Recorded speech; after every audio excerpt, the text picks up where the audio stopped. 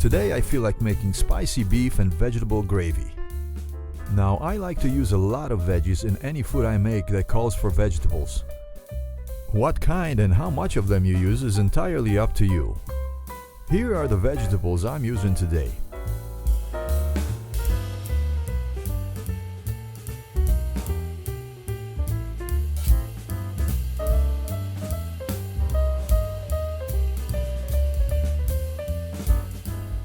To save time, I went ahead and diced all my vegetables and placed them in separate bowls. Then I peeled a whole head of garlic and ran it through a garlic press. The meat I'm using today is beef chuck rib roast. In the past I've also used pork tenderloin and it came out just as good. I cut off and throw away most of the fat off the meat, but I do leave a little bit on it as it adds to the flavor.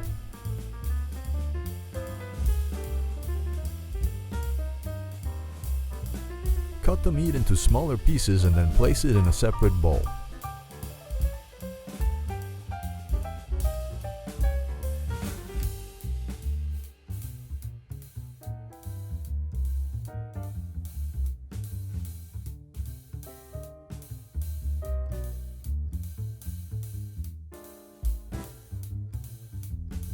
Add salt and pepper.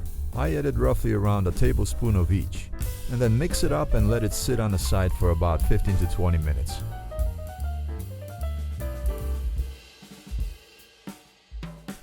Add roughly quarter cup of oil to a large saucepan, just enough to cover lightly the bottom of the pan.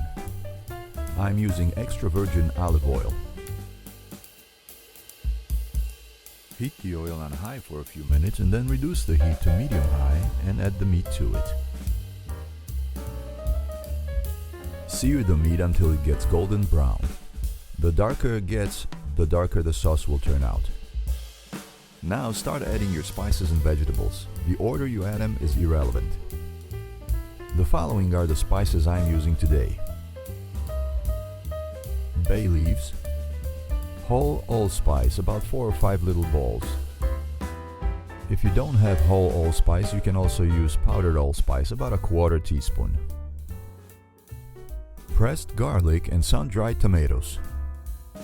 Make sure you stir the meat during this process to mix all the herbs and veggies together. And flip the meat every so often just so it gets nice and brown on all the sides. Half teaspoon of dry thyme.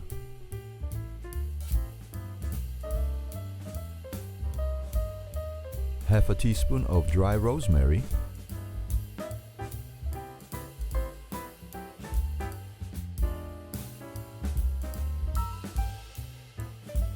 Half a teaspoon of dry basil,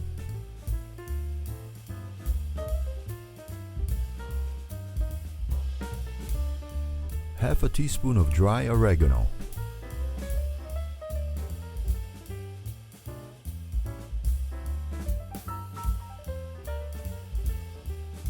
half teaspoon of paprika powder,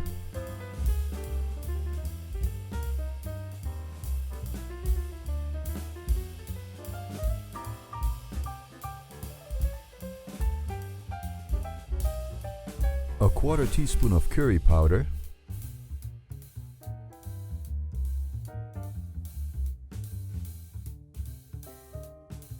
roughly a 1/4 teaspoon of mustard powder,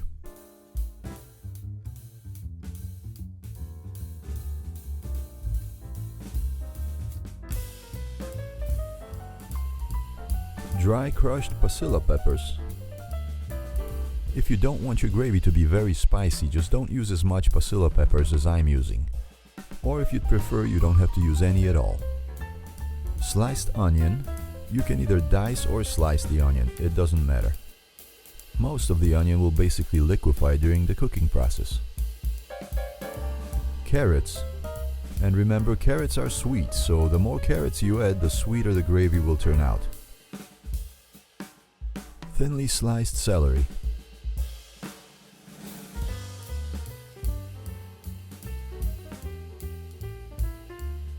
Fresh parsley leaves.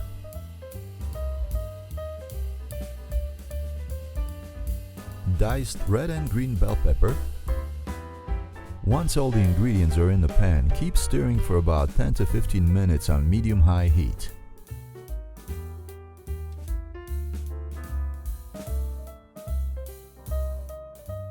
Then add roughly a liter of boiling water, just enough to cover all the meat and ingredients. Now bring everything back to a boil on high heat.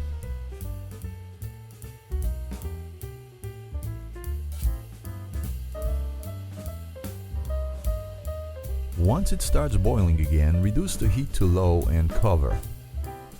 Simmer on low for up to 3 hours, stirring occasionally. The beef I'm using is not as tender as pork tenderloin, so it takes a little bit longer to cook. If you decide to use pork, it might take about 2 to 2.5 hours of cooking. Once finished cooking, remove about 1/4 to 1/2 cup of gravy from the pan into a separate container.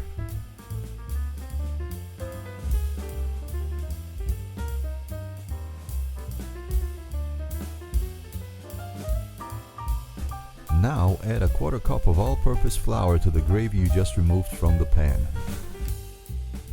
You can add a little bit more of flour or hot water to the mix. Make sure that it's not pasty but liquidy.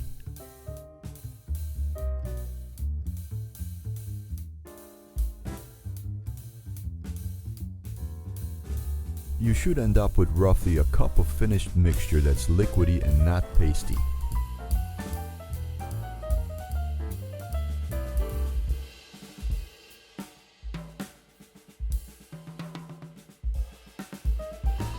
Now pour the mixture into the rest of the gravy while mixing.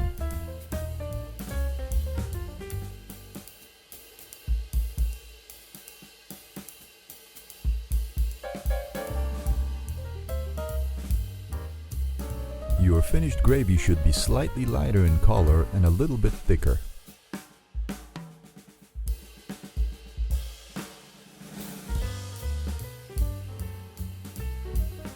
Alright, your gravy is ready. You can now remove it from heat. You can enjoy this gravy with pasta or cooked rice, or as I'm doing it, with mashed potatoes.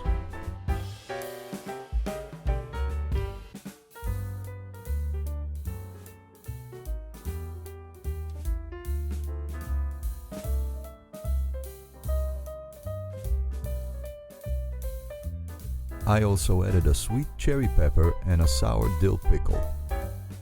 And I sprinkled my potatoes with a little bit of fresh dill.